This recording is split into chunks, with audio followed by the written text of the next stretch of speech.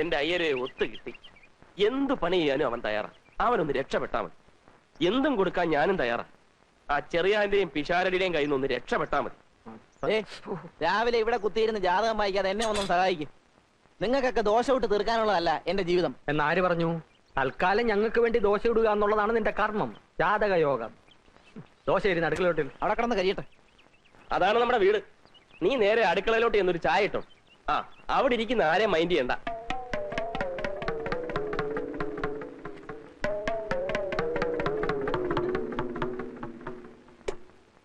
നീ ഏതാടാ? എടാ കൊച്ചനെ, നീ നല്ലോണം ആലോചിച്ചോ? വീട് മാറി കയറിയതാണോ? അല്ല, ഞാൻ ഈ വീട്ടിലേക്ക് തന്നെയാ വന്നത്. എന്നോട് പറഞ്ഞു ആരോടും മിണ്ടാ അടുക്കളയിൽ ചെന്ന് ചായ ഇട്ടോളാൻ. ആര്? മറ്റേ ചേട്ടൻ. മറ്റേ ചേട്ടനോ? അതെ, ഈ ചേട്ടൻ. നിങ്ങൾ എന്റെ ഒരു വന്ന്.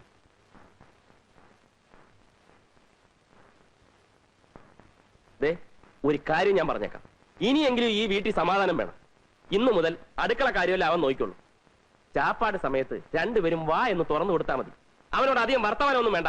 നീ എന്ത് വർത്തമാനായി പറയുന്നത്? അത് കൊള്ളാം. അപ്പൊ ഞങ്ങളൊക്കെ വെറും ഓച്ചന്മാരോ? അത് പിഷാരടി പറഞ്ഞത് നേരാ. നീ ഒരുത്തനെ കൊണ്ട് നിർത്തിയെന്ന് വെച്ച് അവൻ ഞങ്ങളെ റെസ്പെക്ട് ചെയ്യണ്ടേ? അതിനായം ഒരു പയ്യൻ വീട്ടുവേലക്ക് വന്നാൽ എല്ലാവരും ഒന്ന് പരിചയപ്പെടുത്തണം. അതെ അതെ, അല്ലെങ്കിൽ നാളെ അയ്യർ എന്തെങ്കിലും ആവശ്യത്തിന് ഇങ്ങോട്ട് കയറി വരുമ്പോ താനേത് കൊച്ചാണോ എന്ന് ചോദിച്ചാൽ എന്ത് ചെയ്യും? അതെ, ഞാനിപ്പോ എന്താ വേണ്ടത്? ഞങ്ങളെയൊക്കെ മാന്യമായ രീതിയിൽ ഒന്ന് പരിചയപ്പെടുത്തണം. ഇരി. ആ, അയ്യരും ഇരുന്നോ?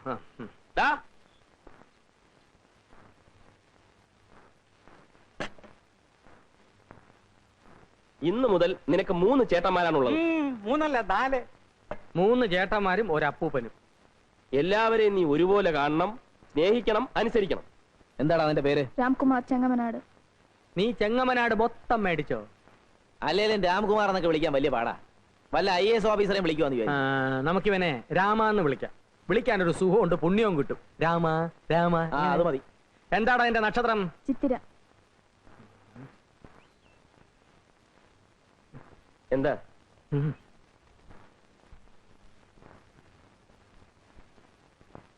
അവനെ പറഞ്ഞുവിട്, പോക്ക് കേസാ. ചിത്തിര നക്ഷത്രം, അക്കുടി നാശം, സ്ഥാനഭ്രംശ, ധനക്ഷയൻ, അഖില ശരീര അസ്വാസ്ഥ്യ ദുഃഖാന്തിത. താൻ തന്നെ പാട് നോക്ക്, ഒരു കുഴപ്പമില്ല. നീ ഒന്നേ, നീ അവന്റെ ചെവി ശ്രദ്ധിച്ചോ?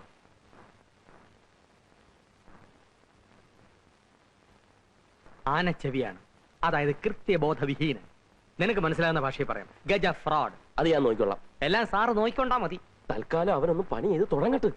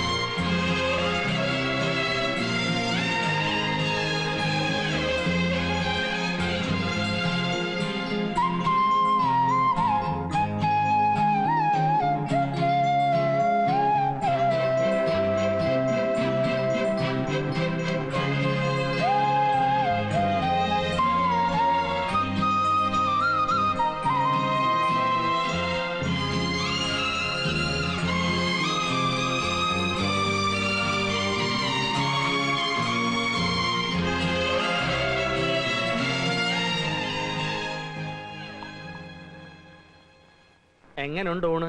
കൊള്ളാം. എന്നാ കൊള്ളുകാല. കന്നാലിക്ക് കൊടുക്കുന്ന പോലെ ചേനയും വാഴയ്ക്കും കണ്ടം തുണ്ടമായി വെട്ടിയിട്ട് പുഴുങ്ങി അവിയലാകില്ല കേട്ടോടാ. അങ്ങനെ ആക്ഷേപിക്കൊന്നും വേണ്ട, അവൻ നന്നായിക്കോളും. പണ്ട് എനിക്ക് അൾസറ, എനിക്ക് എന്റെ ആരോഗ്യം നോക്കിയേ പറ്റൂ. എന്നാ എനിക്ക് എന്റെ ആരോഗ്യം നോക്കിയേ പറ്റത്തുള്ളൂ. എനിക്ക് ഇനി കണ്ടവനെ ക്ലാസ് ഇടാൻ പറ്റിയല്ല. വേലക്കാരൻ വരുന്നതിന് മുമ്പ് അതിന്റെ കുഴപ്പം, ഇപ്പൊ വന്നപ്പോ അതിലും കുഴപ്പം. ഉണ്ടോ? ഓ, അങ്ങനെ എനിക്ക് വേണ്ടി വെയിറ്റ് ചെയ്യുന്ന പതിവൊന്നും ഇവിടെ ഇല്ലല്ലോ. എന്നാ ഉണ്ണുന്നതിന് മുമ്പ് കുറച്ച് വെള്ളം ബാത്റൂമിൽ വെച്ചേക്കണം, ഉടനെ ആവശ്യം വരും. ഓ, അത്രയ്ക്ക് പോറൊന്നുമല്ല. നീ എന്തിനാ അവന്റെ സൈഡിൽ നിൽക്കുന്നേ? പിന്നെ ഇയാളെ ഉണ്ടാക്കും. നിങ്ങൾ ഇങ്ങനെ കീരിയും പാമ്പും കളിച്ച് ഇനി എന്നെ മണ്ണനാക്കാൻ ശ്രമിക്കണ്ട. എന്ത് പ്രശ്നം വന്നാലും ഒരു മാസം അവനിവിടെ നിൽക്കും. അതിനാവും വെച്ച് ഞാൻ അവനെ എല്ലാം പഠിപ്പിച്ചെടുത്തോളാം. അല്ല, അവനെ പഠിപ്പിച്ചെടുക്കാൻ അങ്ങ് തീരുമാനിച്ചു. എന്നാൽ അവൻ എവിടെ കിടക്കും? അവനിവിടെ എവിടെയെങ്കിലും കിടക്കും. അവനെന്താ ആനയാണോ? ആനയല്ല, ആന ചെവി. ചിത്തിര നക്ഷത്രമാണ്, സൂക്ഷിച്ചില്ലേ ഇരിക്കുന്നിടം തോണ്ടും. അവൻ പിഷാരടിയുടെ കൂടെ കിടന്നോളും. പറ്റുകയല്ല, ഒരു വർഷത്തേക്ക് ആരുമായും സഹശയനം പാടില്ല. ഓമനക്കുട്ടന്റെ കൂടെ കിടക്കട്ടെ. എല്ലാം ഓമനക്കുട്ടന്റെ പള്ളിക്ക് വെച്ചു. വൈകുന്നേരം വരെ പണിയെടുത്ത് രാത്രി സ്വല്പം പാട്ട് കേട്ട് കിടന്നുറങ്ങുന്നതാണ് എന്റെ ഏറ്റവും വലിയ സന്തോഷം. അത് പങ്കിടാൻ ഞാൻ ആരെയും അനുവദിക്കില്ല. ചെറിയാറ്റം ഒന്ന് സഹകരിക്കും. അയ്യോ, അത് മാത്രം പറ്റിയല്ല. നിങ്ങൾക്കറിയാമല്ലോ, കാഞ്ഞിരപ്പള്ളിയിൽ തന്നെ സ്വന്തം അനിയൻ വന്നിട്ട് ഞാൻ എന്റെ കൂടെ കിടത്തിയോ? കയ്യിൽ നിന്ന് കാശ് കൊടുത്ത് ഹോട്ടലിൽ മുറി എടുത്ത് കൊടുത്ത് താമസിപ്പിച്ചു. എന്റെ കൂടെ ആരെയും കിടന്നാൽ എനിക്ക് ഉറക്കം വരികയില്ല. ഇവനെ എവിടെങ്കിലും ഒന്ന് കിടത്തണമല്ലോ. എവിടെങ്കിലും കിടത്തിയാ പോരാ, ഭദ്രമായിട്ട് കിടത്തണം. എന്തൊരു സംസാരം ഇത്! മൈക്കിൽ കൂടി വിളിച്ചു പോകുന്നല്ലോ. ഞങ്ങൾ അയ്യരുടെ ഗതികേടിനെ പറ്റി സംസാരിച്ചിരിക്കുകയായിരുന്നു. സമയത്ത് വാടക കിട്ടുന്നില്ലെന്ന് ഒഴിച്ചാൽ പിന്നെ എനിക്കെന്താ ഗതികേട്? എന്താ ഗതികേടെന്ന്? രാത്രിയിൽ അയ്യര് ഉറങ്ങാൻ കിടക്കുന്നു. പെട്ടെന്ന് തൊണ്ട വരലെന്ന പോലെ നെഞ്ചിൽ ഒരു വേദന.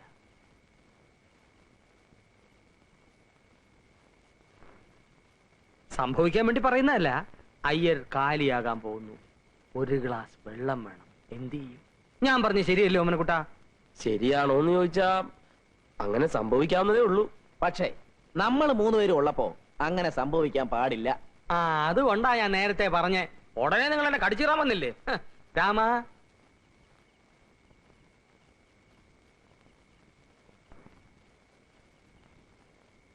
രാമ, നീ പകൽ മുഴുവൻ ഇവിടുത്തെ പണിയൊക്കെ തീർത്തിട്ട് രാത്രി അയ്യരുടെ കൂടെ പോയി കിടന്നോണം. പോത്തുപോലെ ഉറങ്ങാനല്ല. നട്ടപ്പാതിരാക്ക് അങ്ങേർക്ക് വല്ല വിമ്മിഷ്ടമോ ശ്വാസം മുട്ടലോ എന്തിനാ വന്നാ ഇങ്ങനെ കൂടെ കൂടെ പറയുന്നത്? പയ്യന് മനസ്സിലാകണ്ടേ അയ്യരെ? വന്നാൽ ഉപകരിക്കാൻ വേണ്ടിയാ.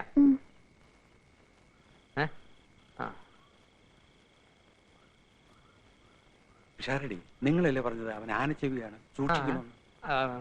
ശുദ്ധ ബ്രാഹ്മണന്മാർക്ക് അതൊന്നും ഏശയില്ല. പിന്നൊരു കാര്യം, അവന്റെ രണ്ട് കൈകളും ഒന്ന് സൂക്ഷിച്ചു. അതെന്താ? അവന്റെ കയ്യിലിരിപ്പ് അങ്ങനെ. രാമ, നീ ചെല്ലേ. പോ പോ. വാടാ, വാ. രാവിലെ ഇനി എത്തിയേക്കണേ. അയ്യരെ അവന് പുതയ്ക്കാൻ ഒരു കമ്പിളി കൊടുത്തേക്ക്.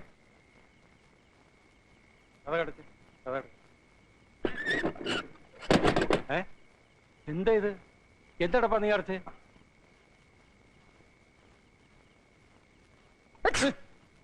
എന്താ ഇത്? ഞാൻ തുമ്മിയതാ. ശ്ശോ.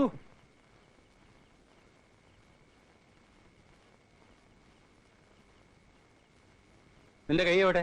ദേ എവിടെ? ഇതേണ്ട. ഇതിനെ പുറകെ കിട്ടുന്നത്? മനുഷ്യൻ സ്വസ്ഥാനമില്ലെന്ന് വെച്ചാൽ അല്ലേ? എനിക്കകത്തൊരു പൂജയുണ്ട്, അത് കഴിഞ്ഞിട്ട് ഞാൻ വിളിക്കാം. അവിടെ നിന്നാ മതി കേട്ടോ.